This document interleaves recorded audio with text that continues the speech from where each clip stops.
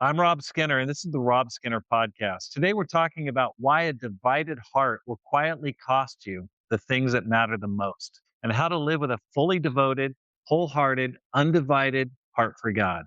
All this and more on the Rob Skinner Podcast.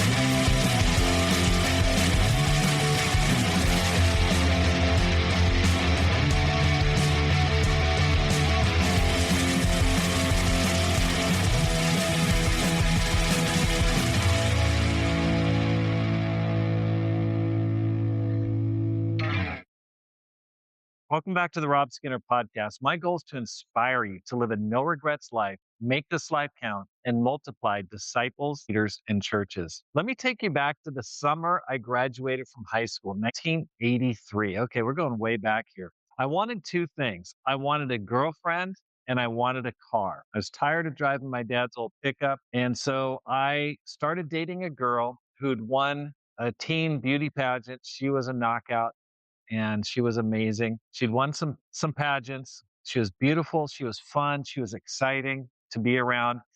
And it just felt like life was really coming together. I mean, it's like I was really happy. Took her to the senior ball. It was fun to squire her around, just kind of show her off. She was awesome. At the same time, I got a job working at the local county fairgrounds. I was getting everything ready that summer for the county fair that came at the end of the summer every year in Nevada County where we live.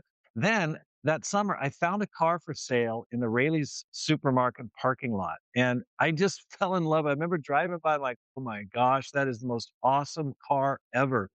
1965 Volkswagen Notchback. Okay.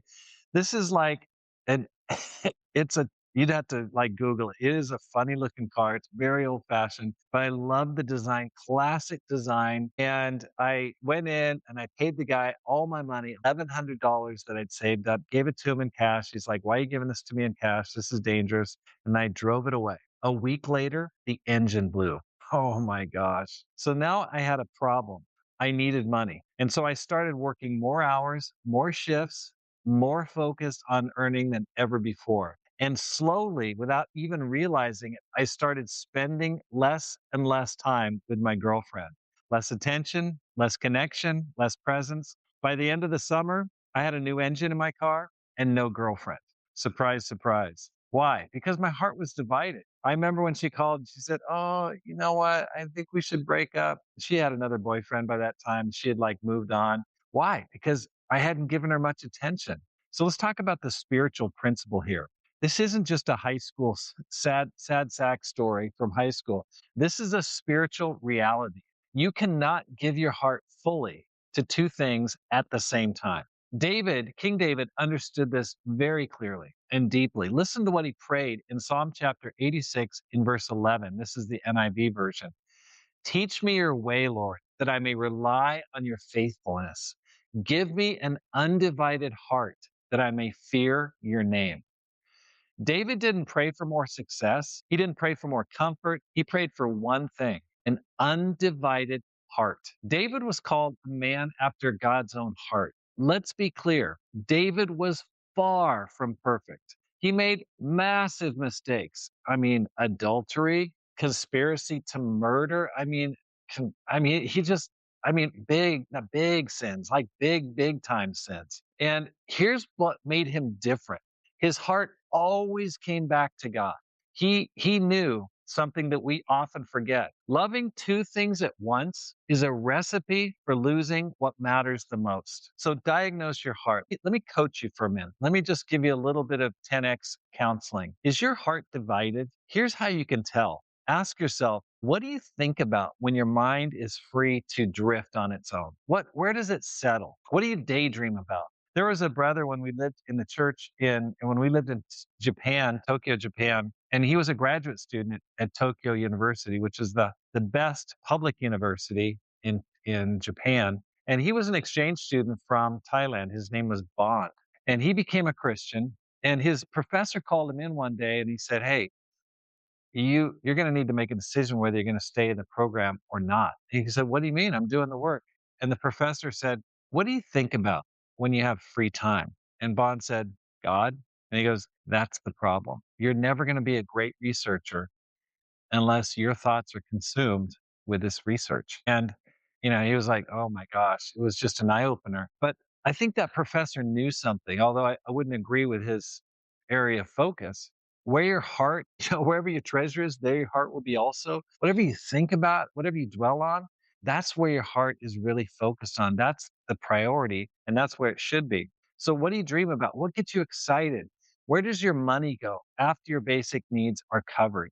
What topics irritate you when they're preached? When someone talks about giving, purity, money, sacrifice, and something in you just kind of pushes back against, like, oh, why is he talking about it? Just kind of like get a little bit upset. That irritation isn't random, it's revealing something. It's exposing a part of your heart that's already been claimed. Here's the hard truth. Jesus made this perfectly clear. Matthew 6, verse 24. No one can serve two masters. Either you will hate the one and love the other, or you'll be devoted to the one and despise the other. You can't do it.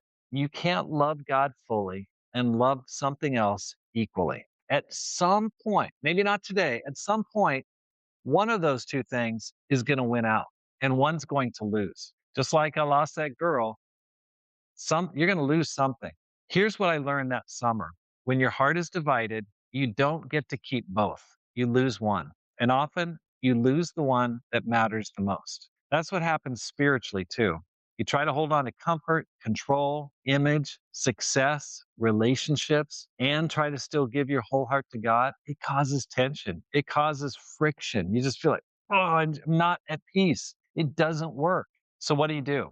You pray David's prayer, but not casually, not desperately, not just empty. You say, God, give me an undivided heart. And then you act on it. You let go of anything that competes with God, even if it's good, even if it's attractive, even if it's hard. Because this is the truth. A divided heart leads to a divided life. A divided life leads to regret. You end up at the end of your life going, oh, why did they waste so much time on that?